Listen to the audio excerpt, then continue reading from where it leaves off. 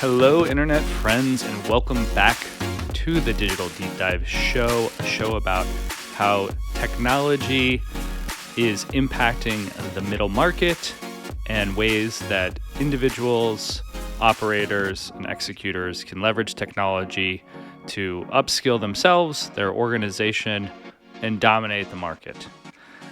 Before we jump in the show, I want to remind you that we are streaming on Spotify, Apple Podcast, and YouTube. You can, of course, check out the newsletter with all the show notes and details over at LinkedIn. And if you're a social person, and I am, check us out on Instagram and X at Digital3D Show. And with that said, let's jump into global news. So the first story I wanted to talk about is Apple and their Realm, aka reference resolution as a language model. If you've been sort of wondering, Apple came out of the gates, I want to say 10 years ago, but I could be, too short, too long on that with Siri. And it had such potential to be an assistant and more. And it really, it hasn't lived up to the hype, in my opinion. And, more recently, they're sitting on all this cash and you're kind of like, well, what are you doing? And there was rumors of Apple doing their car project that has since been supposedly dismantled or, discontinued.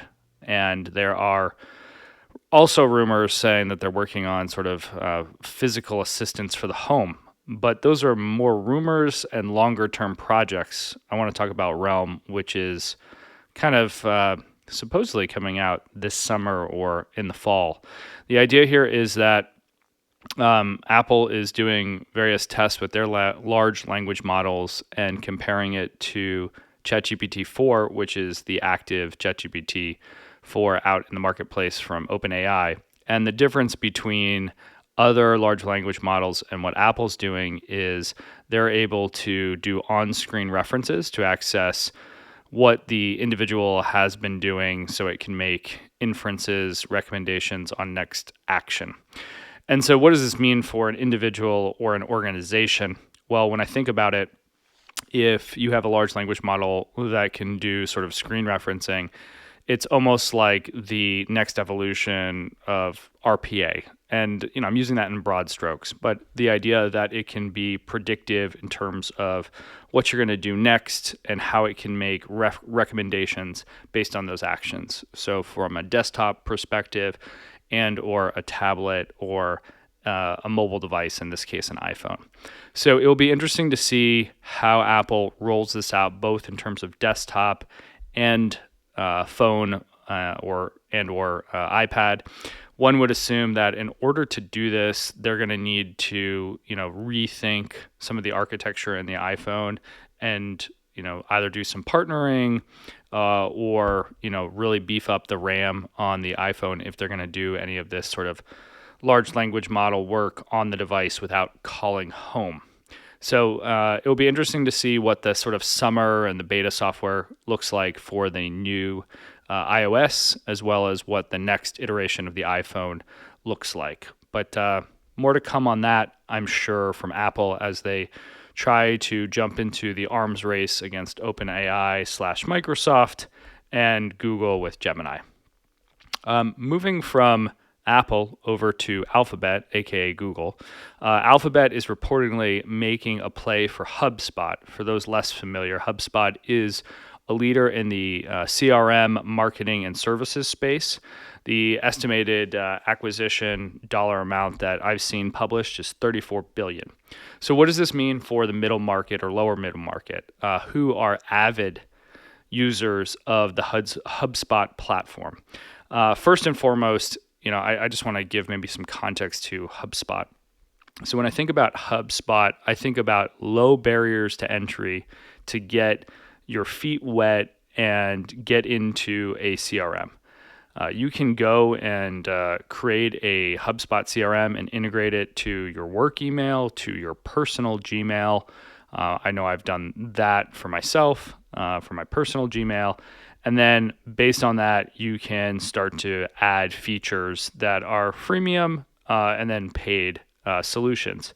And so, the difference for me in the business model is HubSpot is much more of a free or freemium, and then it sort of, as you want to add capabilities, it increases cost. Where is on the other side of the spectrum with, say, Microsoft or Salesforce, they require a bit more upfront cost to sign contracts, and it takes a little more, configuration to get it up and running. And then once you're running, it's sort of more of an all-you-can-eat.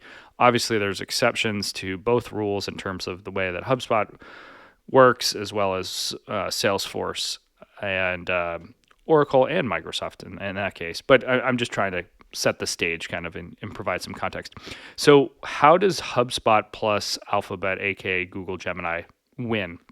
So you've got all this robust customer data in terms of sales, marketing, and customer support. And now you're going to be able to power that with Google's Gemini. And I do believe that HubSpot has had some light AI, and I don't know if that's really more large language models or if then sort of basic statements. I haven't double clicked in that, but one would assume that you put the whole power of Google behind it.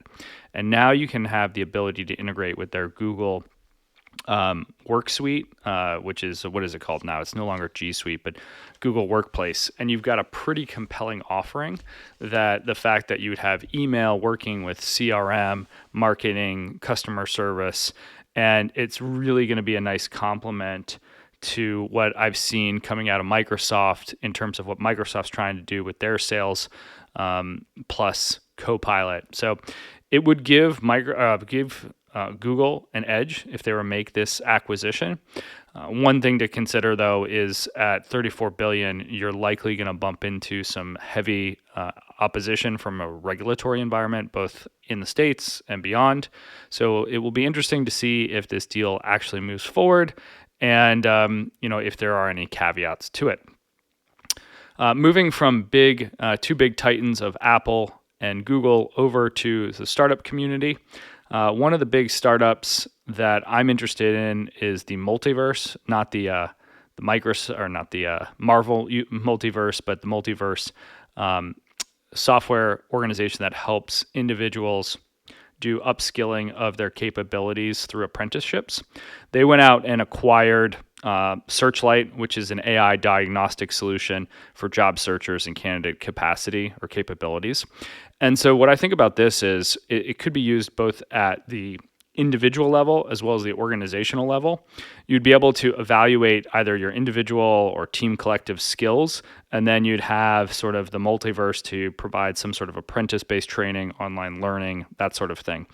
But one would assume that on both sides of the fence, both multiverse and Searchlight, they'd be looking to expand capabilities. Multiverse, maybe a little more e-learning and continued build out of their apprenticeship capabilities. And then on the Searchlight, leveraging it for more candidate searching and candidate screening, as well as capabilities analysis over time. So you put those 1-2 kind of combo, and it's a great set of tools for your L&D and HR groups, as well as for individual candidates who are trying to sort of upskill themselves and win the next sort of AI technology race for skills over the next 5 or 10 years.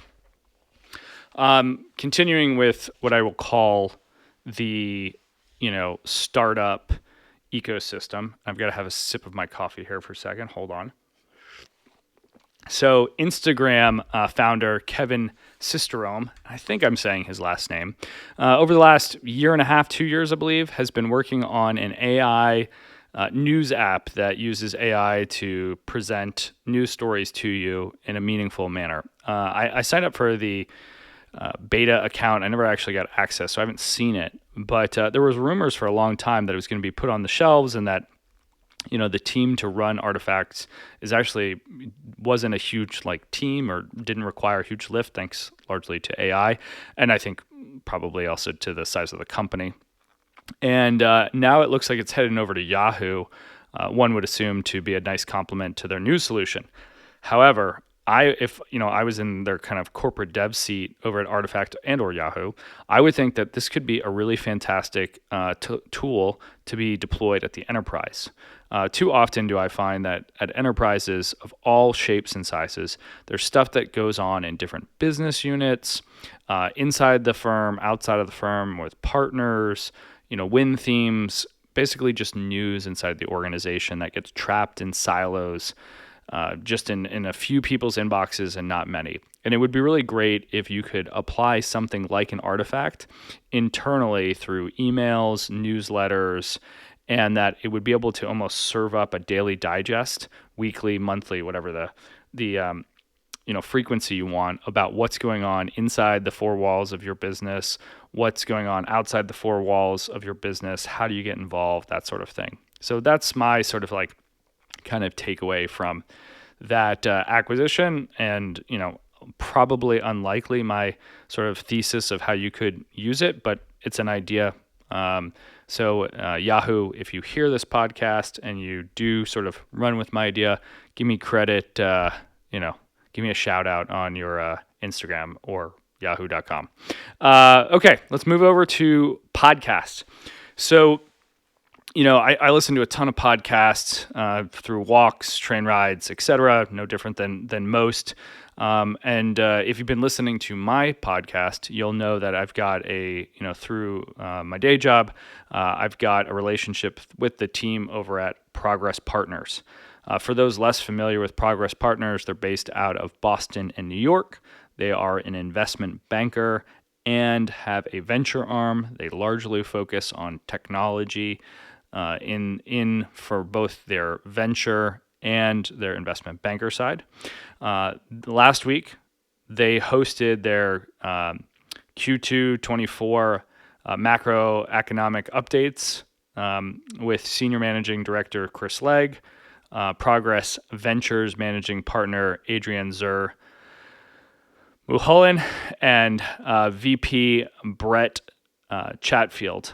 And they gave their perspective on the current macroeconomic considerations and the implications it has for the M&A transaction market over the next 6 months.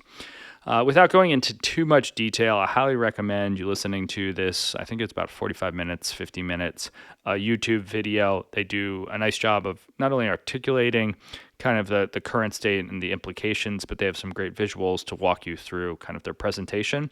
So yes, you can listen to it while you're walking around, but I would recommend, being in front of a screen just because of the amount of visuals, but, do whatever you think. Next week for the 5 key takeaways, because it's been a minute since I've done one, I'm going to be double clicking into this economic update and kind of giving a little perspective on what they talked about, what that means for the market, what that means for service providers, as well as what that means for, businesses that are looking to buy or sell in the next 6 months horizon. All right. So moving from kind of news and podcast over to where we can connect in real life or online. So I've got a couple events coming up that I'm very much excited about, fired up about. The first is a virtual event with my organization called Lewis Manning. For those less familiar, Lewis Manning is a nonprofit organization that aims to enrich the lives of those in the C-suite, looking to upskill themselves, land on boards, meet with other C-suite executives, as well as folks serving in both fiduciary and advisory boards. Next Wednesday, April 17th, from 12 to 1 p.m. Eastern, we are going to be hosting the Reality on Deep Fakes. During the executive briefing series, we will discuss how executives and boards need to be prepared to adapt to the growing risk that deep fakes present. In terms of panelists, we have Edward O'Meara, Kirk Sommers, and Andrew Christensen joining us. And, this is our first time doing it in the lunchtime window. We've just found that post-COVID, now that we're like 3 years away, more people are going to the office. And we were hosting the events in the mornings, and those sort of trip people up just because, they were getting their families ready, they're getting themselves ready, going to, work via a commute, car, train, etc. And so we're trying it out in the lunchtime window, and we'll let you guys know what how the turnout is versus doing them early in the morning. Next up is 2 events in real life. So the first is a value creation networking event with our good friends over at Making Sense. So this is part of my day job over at Cohen Resnick. And I'm really excited for this. We've been planning this for a long time. We're going to be hosting this event on April 25th in San Francisco.